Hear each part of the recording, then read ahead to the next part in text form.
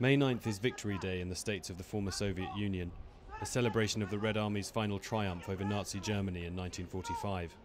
Celebrations went off more or less as normal, but this year tensions hang over a region that may be on the cusp of a new war with itself. On Thursday, rain lashed Donetsk as news reached pro-Russian separatists that Russian President Vladimir Putin had urged them to postpone a referendum on the region's future. Despite warnings from the West that the vote could spark a wider civil war, leaders of the self-proclaimed Donetsk People's Republic said that war had already begun and that the vote was the only hope of stopping it.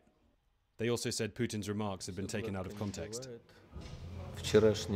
Nothing runs totally smoothly. Yesterday, that was just a trick of some editor that cut just a piece of the whole speech of Vladimir Vladimirovich Putin. On the barricades outside the occupied regional administration building, pro-Russian activists sheltered in grubby tents. Many of these men are former industrial workers whose families fought in the Second World War.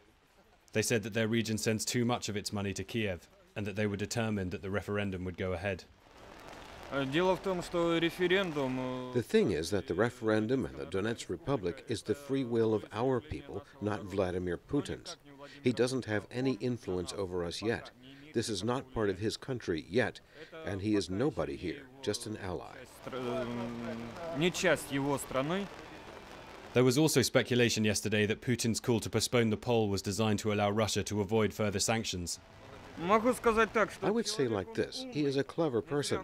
It wasn't for nothing that he was in the KGB, and I don't think he will let any mistakes occur.